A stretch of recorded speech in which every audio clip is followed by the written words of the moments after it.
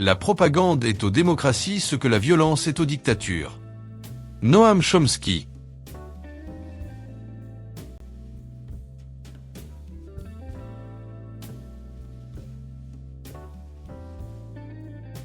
Les méfaits du culte de la personnalité.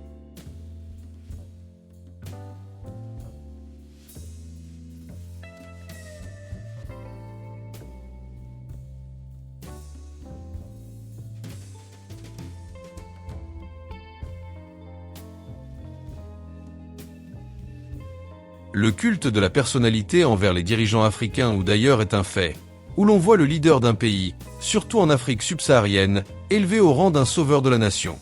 Ce leader est vu par ses fanatiques comme étant la seule personne indispensable capable de diriger leur pays. Dans certains cas, on les appelle « pères de la nation », tout en oubliant les efforts consentis par ceux qui l'ont précédé pour emmener le pays là où il est. L'histoire de la nation est déformée en faveur du leader quasi divin ou infaillible selon ses idéologues. En effet, le culte du chef existe depuis l'Antiquité. À cette époque, les empereurs romains sont déifiés lors d'une cérémonie officielle. Elle avait lieu avant ou après la mort de l'empereur. L'apothéose est le nom de ce culte. Actuellement, quand on parle de l'apothéose, on voit beaucoup plus l'accès à la gloire ou avoir du succès extrême. Être élevé ou s'élever plus haut. Au Moyen Âge, le roi était vu comme un père de la nation. Et son autorité était vue comme un mandat divin. Un envoyé de Dieu au service du peuple. Et beaucoup de chefs d'État aujourd'hui, surtout en Afrique, utilisent fallacieusement cette astuce pour s'éterniser au pouvoir. C'est au fait une dictature déguisée ou camouflée sous de faux principes démocratiques. Il personnifie ainsi le pouvoir. C'est ce que nous appelons le culte de la personnalité. À titre d'exemple, nous avons Joseph Staline. Il était un dictateur tyrannique de l'Union soviétique, URSS, à partir de la fin des années 1920 jusqu'à sa mort le 5 mars 1954 à Moscou. Le culte de la personnalité à son égard s'exerçait de 6 manières. Premièrement, par une propagande omniprésente avec son portrait exhibé partout. En deuxième position, nous avons de slogans et louanges. La presse, les affiches et les discours l'appelaient « le grand Staline », le guide des peuples ou le père des nations. Le troisième point, c'est la réécriture ou la déformation de l'histoire à travers les manuels scolaires et les ouvrages officiels. Le rôle de Joseph Staline dans la révolution russe était exagéré tout en minimisant celui de ses rivaux. Ensuite vient le quatrième point, le contrôle des médias et des arts. Ici, il s'agit de l'impact culturel au goût du dictateur. Le cinéma, la musique, la littérature et la peinture étaient des outils utilisés afin de le représenter comme un gardien, un conquérant et un héros exceptionnel, pas comme les autres. Les cérémonies publiques en 5e position exaltaient le nom de Staline lors des fêtes, des défilés et d'autres manifestations. Elles rendaient aux fêtes gloire à l'homme d'acier. Enfin, le dernier point, c'est la répression des critiques dont se servait le pouvoir afin de museler toute opposition à son autorité ou à sa manière de gouverner. Elle était brutale, sanglante et sans merci, car elle se traduisait par la censure, les emprisonnements, la relégation, voire l'exécution.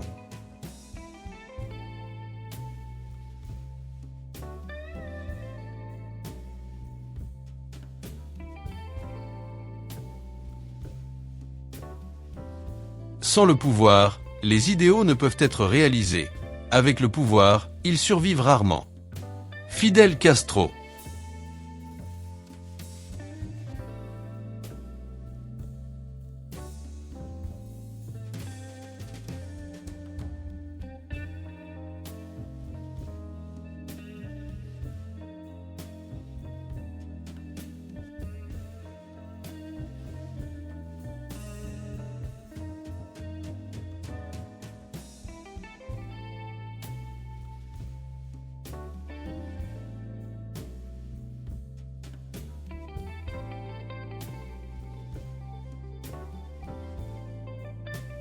Cinq méfaits du culte de la personnalité.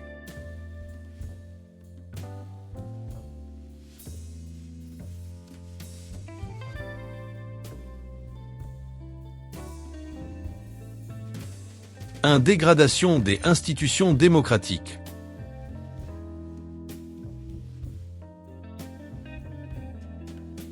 Voici la liste non exhaustive de 5 méfaits causés par le culte de la personnalité. 1. Dégradation des institutions démocratiques et monopolisation du pouvoir par le leader déifié. Sur ce premier point, il est important de dire d'emblée que le culte de la personnalité enlève l'efficacité des institutions démocratiques. Ces dernières sont vidées de leur substance, car le leader devient lui-même synonyme de l'État et de la nation. Les institutions démocratiques ne fonctionnent que pour lui et non pour le peuple. Cette mutation ouvre les portes à la dictature masquée. Elle donne aussi accès aux modifications ou aux changements constitutionnels afin de rester au pouvoir au-delà de mandats initialement prévus. Souvent, la population est emballée par le fanatisme qui l'empêche de déceler certains signes de dégradation de l'appareil de l'État. Elle doit normalement être alertée contre les dérives autoritaires du régime. En Afrique, ces leaders, pères de la nation et présidents éternels, utilisent beaucoup plus les fibres du tribalisme, du régionalisme avec la répression politico-militaire comme base de leur pouvoir. Voici quelques indices du culte massif de la personnalité dans les pays africains. Il y a les portraits du leader presque partout. Il patronne presque tout au pays. Tout est fait selon sa vision. Il est presque partout dans les médias du pays. On ne fait que le louer. La gloire est pour lui dans toutes les victoires de la nation.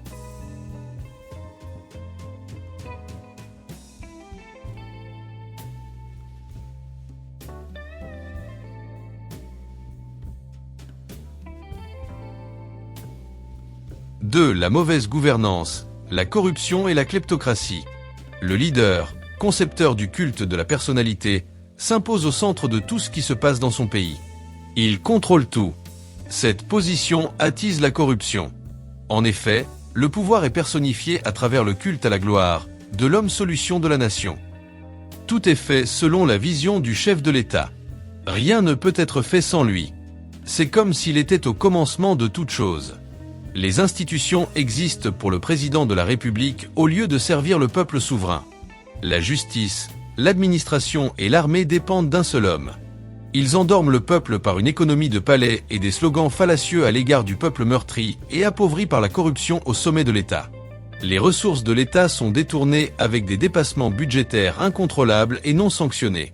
Ils se servent des caisses de l'État pour entretenir leur train de vie au détriment de la population paupérisée. Partant de ces faits, les institutions de l'État se transforment en des outils de propagande et de patronage. Au lieu de servir le peuple en termes d'équité et de justice.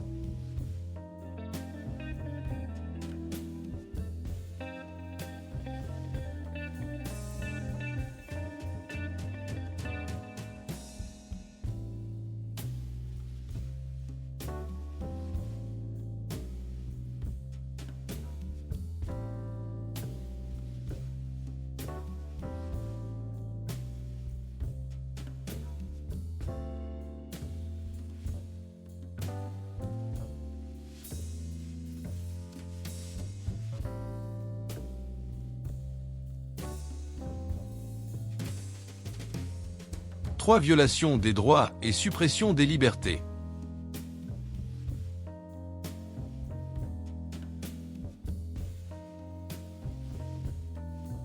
3. Violation de droits de la personne humaine et suppression des libertés. Les médias sont contrôlés, la société civile muselée. L'opposition, si elle existe, est souvent diabolisée par le parti du président de la République au pouvoir. Le culte crée une loyauté aveugle chez les partisans du leader. Même certains professeurs d'université faisant partie du régime voguent aux dérives clientélistes. Le peuple, s'il ignore son pouvoir de changer les choses, sert de marchepied du pouvoir corrompu. Le chef devient l'incarnation de l'État. Il se croit le créateur de toutes choses. Tout lui appartient, y compris le peuple. D'où, il fait ce qu'il veut. Il n'a pas de compte à rendre à qui que ce soit. Le fait de critiquer le leader qu'on appelle le père de la nation devient un acte de haute trahison. On change la constitution pour donner une mission divine au leader déifié. Presque tout le monde est infantilisé en acceptant ces fables inspirées et fabriquées dans les officines du pouvoir.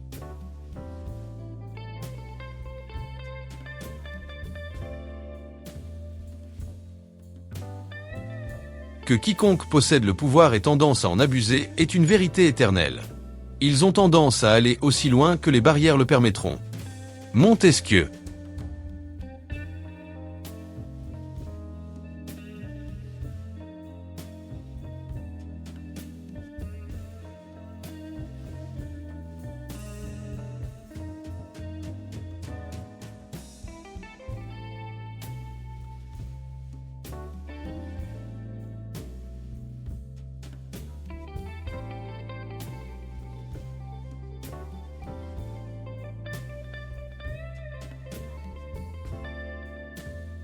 « 4. Instabilité et risque de conflit. À long terme, cette façon de gouverner avec des présidents à vie fragilise l'État. Ça n'assure pas la bonne continuité du fonctionnement des affaires de l'État. Comme on l'a dit précédemment, l'armée et la sécurité se politisent autour du culte. Elles perdent ainsi leur professionnalisme. L'armée est constituée en grande partie par les officiers issus de la tribu du leader. Le chef et son armée confisquent le pouvoir de manière arbitraire. Les transitions démocratiques sont perturbées, voire inexistantes. Quand le leader meurt, la succession ne respecte pas les règles de l'art. Ça ouvre des portes à des coups d'État, des rébellions inutiles qui ne font qu'endurer la souffrance du peuple. On ne fait que perdre du temps au lieu de développer durablement le pays. Il y a trop de rancune dans le cœur. Trop de blessures à penser.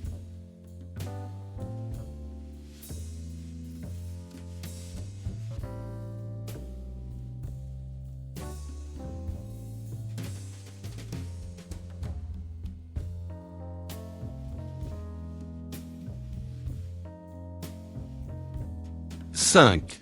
Répercussions sur la société et la culture politique. Abrutissement et dépendance. La responsabilité collective est réduite et laisse la place à la facilité, la flatterie et le tribalisme. La loyauté au chef compte beaucoup plus que la compétence.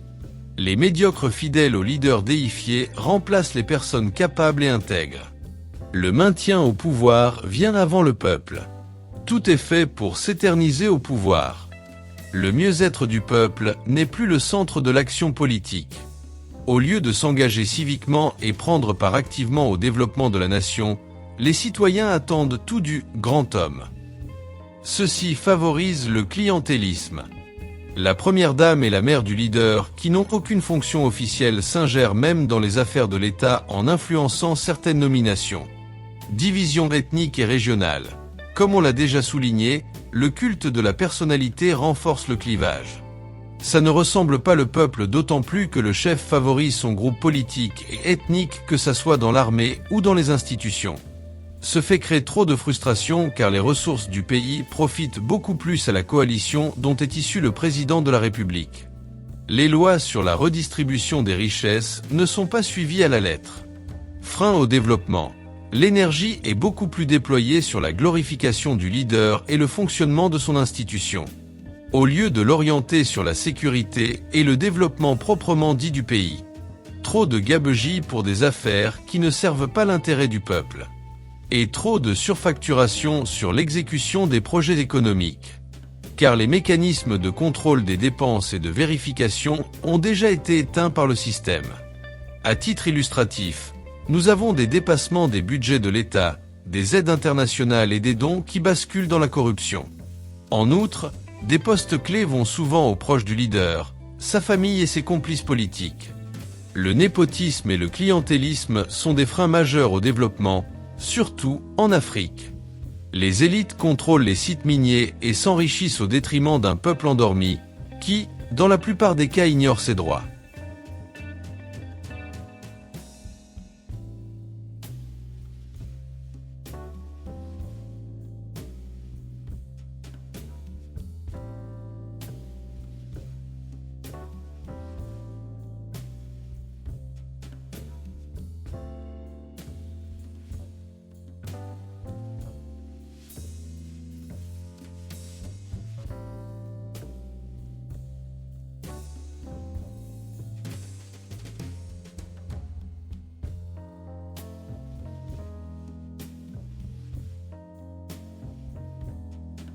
Il est important de dire que ce phénomène de culte du chef ou de la personnalité n'est pas propre à l'Afrique.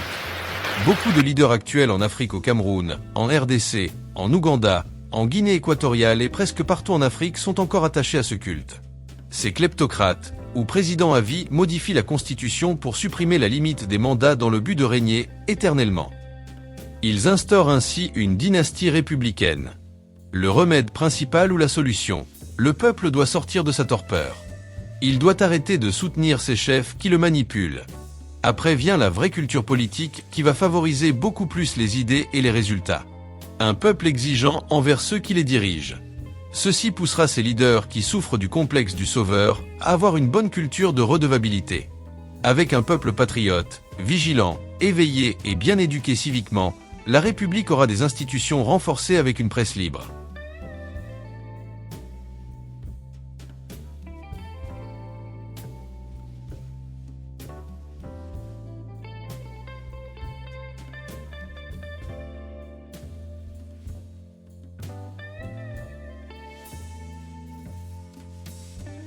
Nous n'avons fait que parler des méfaits du culte de la personnalité dans cette vidéo. Car il faudra aussi signaler certaines bonnes œuvres que le président Mobutu, comme exemple, a réalisées sur l'unité et la pacification du Zaïre. Malheureusement, le culte au chef affaiblit terriblement le fonctionnement d'une nation.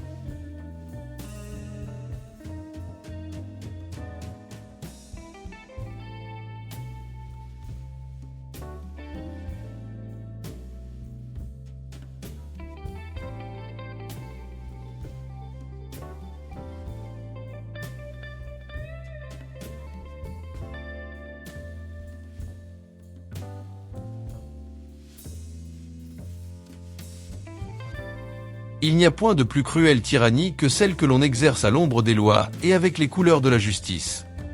Montesquieu.